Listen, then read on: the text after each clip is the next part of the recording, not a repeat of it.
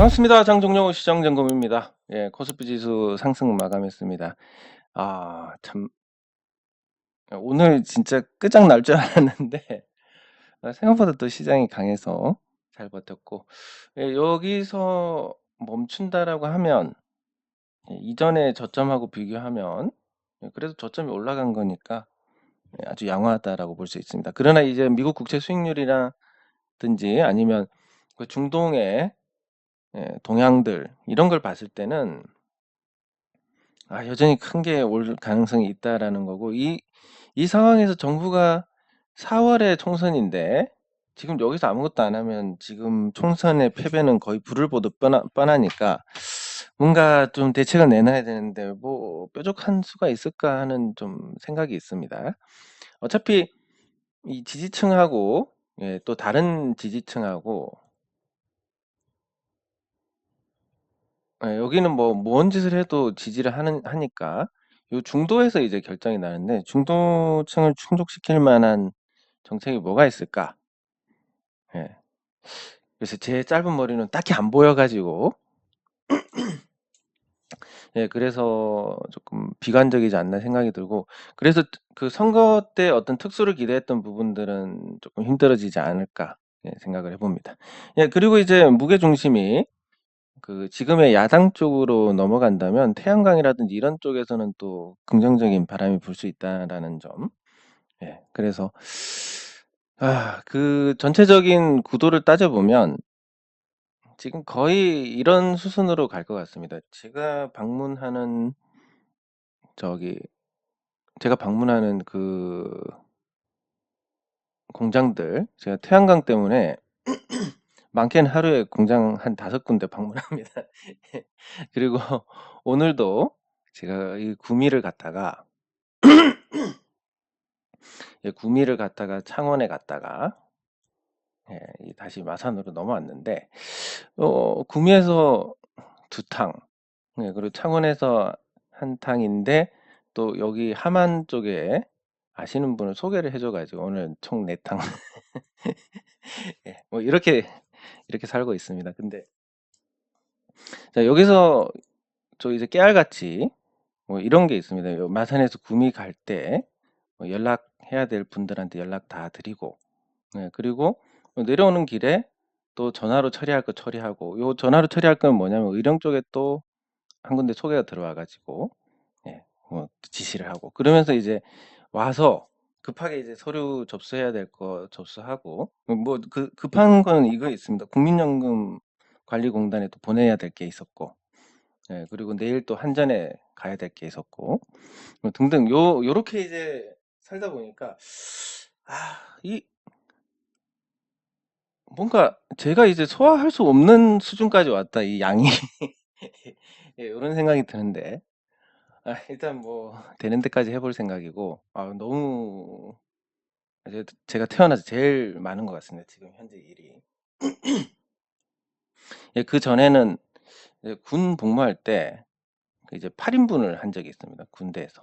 근데 이거 같은 경우는 이 일이라는 게 뭐 군대 같은 경우는 1년에 한 번씩 돌아가니까 이때쯤 이제 이거 작사 준비를 해야 된다라든지, 예, 뭘 준비를 해야 되든지 이런 식으로 미리 예측을 하고 토요일, 일요일 일을 분배를 해가지고 해 나가면 괜찮았었는데, 요즘은 이제 주말에 일을 해도 좀 힘든 상황이 아닐까.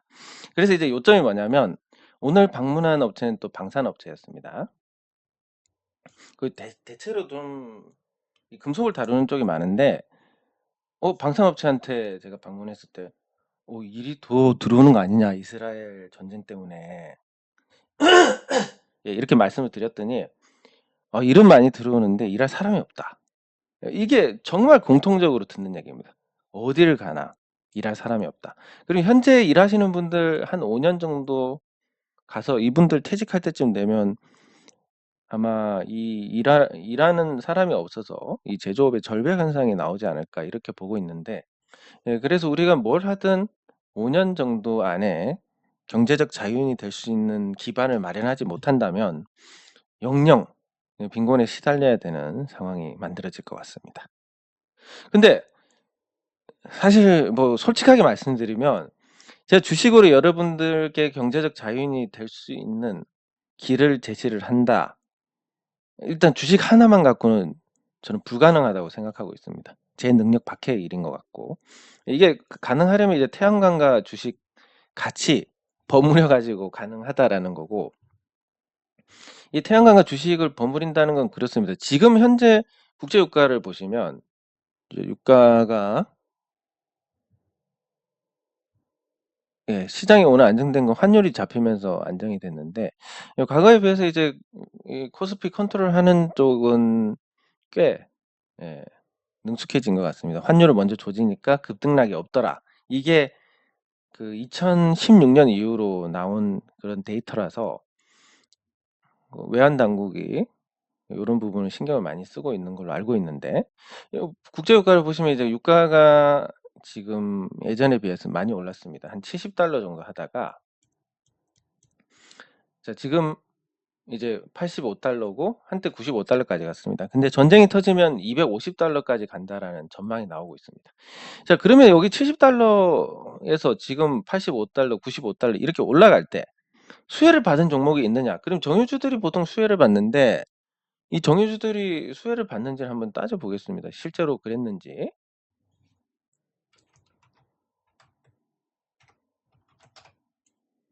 예. 뭐 딱히 유가가 올랐지만 딱히 뭐 없습니다. 그러면 SK이노베이션은 요즘 2차 전지 영향을 많이 받아서 조금 또 달라지긴 한데, 유가가 올랐지만 얘는 박살이 났습니다. 2차 전지 때문에 오른 것도 없는데 내리니까 같이 박살이 났고, 그리고 또 정유주가 GS 칼텍스를 품고 있으니까 그냥 뭐 예, 그래서 그런 유가가 상승했는데 우리 도대체 뭘 해야 되느냐에 대한 답을 주식 시장에서는 못 찾고 있습니다. 예, 근데 이제 태양광 같은 경우는, 예, S&P 같은 경우가 5개월 시차를 두고, 예, 유가를 반영을 합니다. 그래서 국제 유가를 보시면, 어, 예, 국제 유가를 보시면 한 6월 말까지 낮았고 7월부터 상승하기 시작했습니다. 7월. 그러면 5개월 시차면 한 12월 정도 되면 S&P가 올라갈 것이다. 이렇게 볼 수 있는 부분이고, 중동에서 이스라엘이 이제 전쟁을 하면 거의 장기전으로 갈 겁니다. 왜냐하면 장기전으로 가야 상대방, 그러니까 상대 진영의 대장, 예를 들면 이스라엘을 지원하는 대장이 미국이다라고 하면 장기전이 돼야 미국이 소모를 하니까 러시아든 중국이든, 예, 중동에 지원을 많이 할 겁니다. 그러면 또 장기전이 될 거고, 그러면 이 장기전으로 갔을 때 우크라이나 전쟁도 그렇지만 여기까지 장기전으로 간다 그러면 유가가 $100 이상 올라가지 않을까. 예. 그런 환경에서 아까 보셨듯이 유가가 올라가면 수혜주다라는 종목들이 반응을 안 합니다. 예, 그러면 이제 반응을 할 만한 종목이 흥구석유 정도인데, 이건 뭐, 예, 이건 뭐 폭등 수준이라서, 예, 어떻게 할 수가 없는 부분인데, 예, 흥구석유 같은 경우는 그 이제 예전부터 유가가 오르면 수혜를 받는다 이런 얘기가 많았지만 실질적으로 유가가 어떻게 움직이든 별 볼 일이 없었습니다.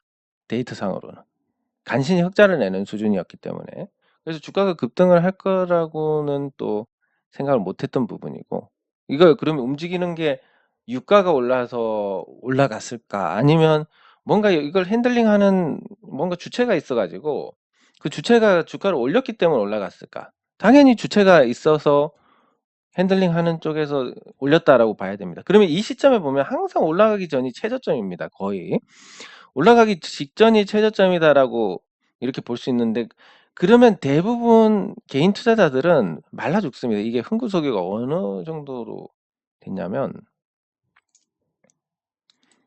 예, 뭐 한 1년 잠깐 반짝했던 것 제외하면 길게 봤을 때는, 예, 여기서 한 2년 가까이 죽여놓고 올라갑니다. 그러니까 뭐 두 손 두 발 다 들 수밖에 없는, 올라가더라도. 그러면 와, 이건 너무 잘못된 거 아니냐. 얘들은 위험을 감수하고 자기들이 돈질을 해서 주가를 올립니다. 거기에 뭐 상응하는 어떤 그 과실을 여기에 무임승차를 하려면 그만큼의 고통을 감내를 하고 기다려야 된다라는. 근데 그렇게 할 수 있느냐? 못합니다. 왜냐하면 계속 내리면서 최저점에서 주가가 솟구치니까 여기는 아마 짜증나서 손절한 사람들이 많을 거고 이거 받고 올라갔을 겁니다. 자, 그래서 우리가 뭐 유가 상승에 수혜주라고 해봤자 없다. 시장이 나쁘고 하니까. 그러면 결국은 그거를 취할 수 있는 그런 다른 대체 투자가 있어야 된다. 주식 투자를 보완할 수 있는 게 있어야 된다. 요렇게 결론이 나가는 겁니다. 그래서 제가 주식만으로는 여러분들께 도저히 그런 걸 경제적 자유인으로 갈 수 있는 그런 길을 제시를 하기는 어렵고, 다만 이제 태양광과 같이 이렇게 간다면 가능은 하지 않을까 이렇게 보고 있습니다. 네, 감사합니다. 예, 감사합니다. 그리고 우리 그 태백산맥님께서 제가 대충 아마 눈치가 익은 것 같습니다.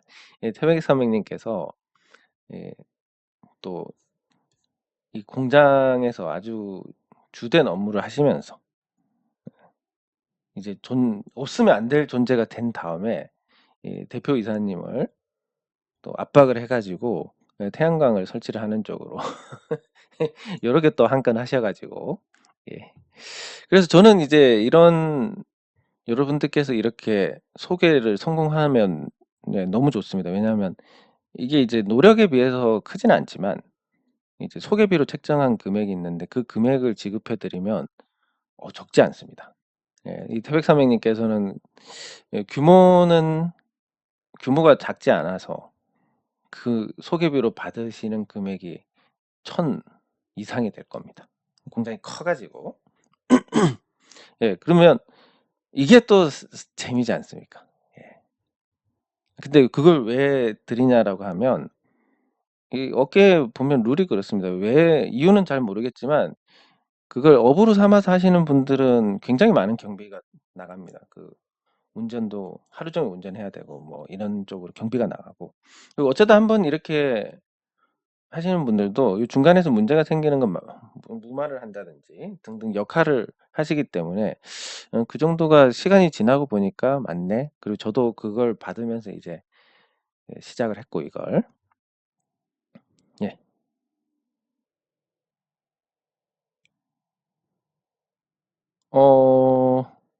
거래량 색 이건 뭐 크게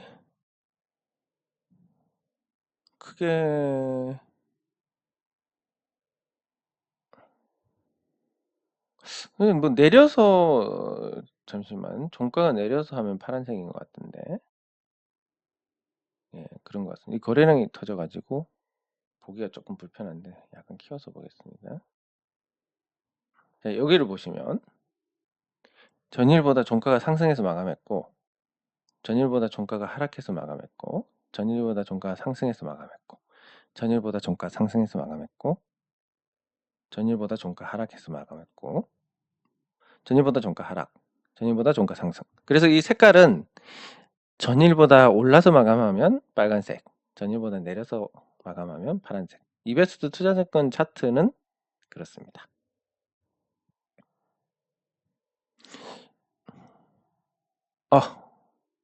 예, 감사합니다.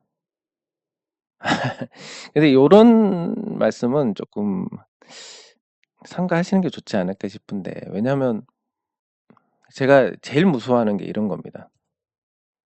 자, 우리가 이제 뭐 말씀을 안 하시지만 사실 반반이라고 봐야 될 겁니다. 50대 50. 근데 저는 이렇게 생각합니다. 정치인들이 굉장히 국민들을 분열을 시켜가지고 자기들이 편하게 예, 저 정치질을 하고 있네라는 생각을 하는 게 왜냐면 이렇게 딱 갈라놓으니까 상대방 정치인을 욕하면 이쪽 진영 국민들이 나서서 싸워줍니다. 사실은 뭐 쫓겨나야 마땅한 건데 여기서도 욕먹어야 마땅한 건데 진영으로 갈라놓아 버리니까 서로 잘못을 해도 문제가 없습니다. 만약에 이렇게 진영이 안 갈려져 있고 누군가 잘못했다 그러면 그 잘못에 대해서 아주 그 원성을 사서 더 이상 정치를 못하게 된다라고 해도 지금 상태일까? 생각이 있습니다. 그래서 정치인들이 이 국민들을 분열을 시켜놓고 자기들이 편하게 정치를 할 수 있는 그런 토대를 만들어 놓은 거고, 그래서 이 진영이 갈라져가지고 상대 측이라고 생각하는 그 정치인들을 욕하고 서로 싸우는 게 저는 제일 안타깝다라고 생각을 합니다. 근데 그렇지만 그거를 벗어나서 어쨌든 존중을 생각을 한다면 이분들이 좋다고 생각하는 정치인에 대해서 폄훼를 한다든지, 아니면 저쪽 분들이 또 좋다고 생각하는 정치인에 대해서 폄훼를 한다든지 이러면 이 사람들 욕을 먹어 마땅하지만 이분들에 대해서 존중을 안 하는 게 돼 버립니다. 그렇기 때문에 저는 이런 얘기들이 나오는 것 자체가 굉장히 불편합니다. 그리고 주식 투자할 때 예를 들면 증권 거래소를 건드린다. 그럼 탄핵 가야 되지만 뭐 그런 거 말고 우리가 주식이니까 그런 거는 이제 우리가 공론 아니 그냥 재미삼아 반농담삼아 그렇게 얘기할 수 있지만 다른 부분에서는 조금 조심을 하시는 게 좋지 않을까 싶습니다. 왜냐하면 옳다 그르다의 문제가 아니라 상대방에 대한 존중이기 때문에 그렇습니다. 네, 감사합니다. 네, 감사합니다. 그리고 REC를 아직까지 뭐 근본적으로 손을 댄 건 아니기 때문에 아직까지는 괜찮은 것 같습니다. 자, 그러면 우리가 이제 또 종목들을 한 번씩 살펴볼 텐데 그 LG 생활건강을 살펴보도록 하겠습니다. 요거는 제가 1화가 있는데 LG 생활건강이 예전에 140만, 50만 했던 적이 있습니다. 170만 원까지 했었네. 와. 근데 이거에 대해서 제가 에피소드가 있는데 그 아버지께서 140만 원대에 샀습니다. 네, 그래서 그것도 한참 2021년 지나서니까 이때 사신 것 같습니다. 전형적으로 이제 개인 투자자들이 들어가는 자리인데 아무리 봐도 이 숫자가 설명이 안 되는 겁니다. 이 가격이. 그래서 아니 이거 왜 이렇게 고평가돼 있지? 이유를 알 수 없지만 뭐 그때는 이제 항상 주식시장 결과가 말해주니까 주가가 올라가 있으니까 온갖 미사역으로 LG 생활건강이 좋다라고 하는데 저는 당시에 2021년을 보시면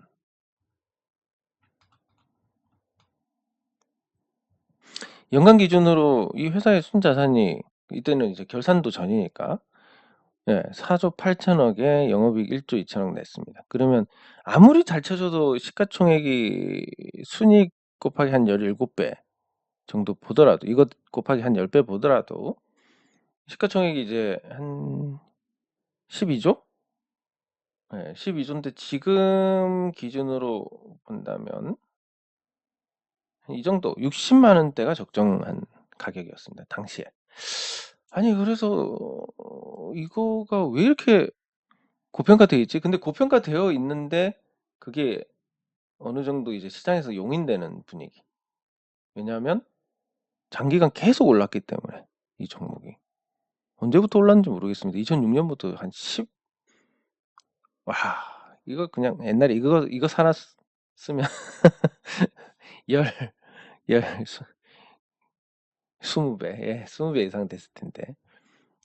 아무튼 그래서 요 종목을 이때 사셔가지고 아니 그래서 그 가치도 없는 걸 왜 가치보다 훨씬 높은 걸 왜 사셨냐 그랬더니 뭐 계속 따라 올라갈 거다.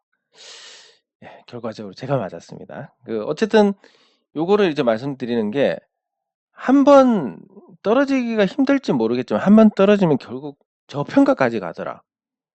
이게 어디서 경험이 또 있냐면 과거에 두산 에너빌리티가 과거에 한 19만 원 정도 했습니다. 이거 이제 증자를 해가지고 환산돼서 주가가 낮아졌지만 이 당시 이제 한 19만 원 정도 했었고 그리고 이때도 주가가 나쁘지 않았습니다. 그래서 아니 당시 두산중공업 두산중공업이 왜 이렇게 고평가돼 있지? 이럴 수가 없는데라고 생각했는데 아니나 다를까 결국 내려와가지고 저평가, 가치 대비해서 더 많이 내려가는 일을 경험을 하게 됩니다. 그래서 LG생활건강이나 이런 두산 에너빌리티 같이 과거에 아주 꾸준하게 장기간 상승했던 종목들도 한번 부러지면 결국은 제자리로 가듯이 지금 거품이 낀 2차 전지 관련주들은 지금 많이 내렸다라고 생각하실지 모르겠지만 아직 많이 남았습니다. 예. 한번 붕괴가 시작되면 끝까지 가더라. 그래서 이 거품이 끼지 않은 종목 위주로 우리가 대응을 해야 되고, 보시면 이제 풍산이 오늘 전쟁 기대로 올랐지만 똑같은 입장일 겁니다. 뭐 수주가 14년치 돼 있는데 지금 미국은 그 군수물자 아니 그 전략 무기를 생산을 할 수 있는 시스템이 안 돼 있고, 국내 이 공장이 많이 거의 전시 경제처럼 돌아가게 될 겁니다. 근데 일은 누가 하느냐? 결국 두 가지 중에 하나입니다. 외국인 데리고 오든지 아니면 일을 못 하든지. 뭐 요거밖에 없으니까 결국 외국인들을 데리고 오지 않을까. 이렇게 생각이 되고, 이게 외국인이 들어오면 참 문제가 많습니다. 저는 이런 부분들을 훨씬 이전부터 겪었습니다. 그러니까 제가 살던 데는 지금 인구가 감소한다고 하셨는데, 제가 초등학교 1학년 들어갔을 때 거의 한 반에 10명 전학 갔습니다. 그때 당시에 이제 시골에서 도시로 가시는 분들이 많아가지고, 그래서 한 반에서 전학 가는 애들이 그렇게 많아가지고, 동네 인구 감소가 어떻게 나오는지 겪었는데, 결국 결론은 이렇습니다. 이 지역 외에 다른 지역이 살아있기 때문에 가격은 오르는데 황금성은 거의 제로다. 예. 그래서 황금할 수 있고 개량화 될 수 있는 아파트 같은 경우는 우리 동네 같은 데 보면 6천에서 한 9천만 원 합니다. 여기, 여기는 올바른 직장만 있으면 한 1년 바짝 하면 집 살 수 있습니다. 예, 근데 단독주택 같은 경우는 뭐 4에서 5억 정도 하니까 누가 삽니까? 한 3년, 4년 지나도 안 삽니다. 제가 아시는 분은 원룸 10억에 내놨는데 2년째 보러 오는 사람도 없습니다. 예, 이게 이제 인구 감소를 하게 되면 전국적으로 겪을 현상이고, 황금성으로 개량화될 수 있는 건 가격이 떨어질 거고, 이런 현상이 있을 텐데, 그, 일할 사람. 외국인이 들어오면 어떻게 되느냐라는 부분에서 말씀을 드리면, 예, 제가 살던 동네에서 이제 2000년 초에, 예, 파키스탄 애들이 3명이 있었는데, 그 파키스탄 애들 3명 중에 한 명이 좋아하는 여자애가 있었습니다. 근데 이 여자가 제 친구랑 사귀니까 얘네들이 제 친구 죽인다고 막 그래가지고, 이 동네에서 이제 한번 파키스탄 애들 다 혼내주자 뭐 이렇게 이제 여론이 생겼던 적도 있는데, 이런 것처럼 이제 이 섞여 살게 되는 게 참 보통 일이 아닐 것 같습니다, 앞으로. 근데 이게 지금은 농촌 지역에만 이렇지만 앞으로 이제 공업 지역까지 확대가 될 거고, 그러다 보면 결국 이제 잡탕이 되는 건데, 저는 이런 게 너무 마음에 안 들지만 인구가 감소해서 망하는 것보다는 그래도 낫지 않을까라는 생각은 하고 있고, 실제로 이제 그 사람을 써보니까 이게 한국 사람들 제일 이 젊은 사람 한정해서 한국 사람들이 제일 못합니다. 그래서 어쩔 수 없는 거구나 생각은 하는데, 앞으로 그런 현상들이 많아질수록 좀 사는 부분에서 불편한 게 많을 거고, 지금은 상상하지도 못하는 그런 문제들이 있을 거고, 예, 그거를 대비를 해 나가려면 어떤 세상이 오더라도 제일 중요한 게 돈이 아닐까. 우리가 경제적 자유인만 된다면 외국인이 득세하는 세상이든 이슬람이 장악한 한국이든 어떤 미래라도, 중국에 먹힌 한국이든 북한에 먹힌 한국이든 어떤 미래라도 나쁘지 않을 건데, 그렇지 않으면 또 어떤 미래라도 불투명할 거고, 그래서 5년 안에 우리가 좀 승부를 보는 쪽으로 가야 되지 않나. 그 시골에서 인구 감소도 겪고 외국인이 들어왔을 때 어떤 거였는지도 겪고, 예, 그래 본 입장에서 말씀을 드리면 미래가 굉장히 좋지 않습니다. 예, 그래서 지금 아직 절벽이 오지 않았을 때 대비를 해야 되지 않을까 싶습니다. 네, 장 종료 시장 점검은 여기서 마치도록 하겠습니다. 수고하셨습니다.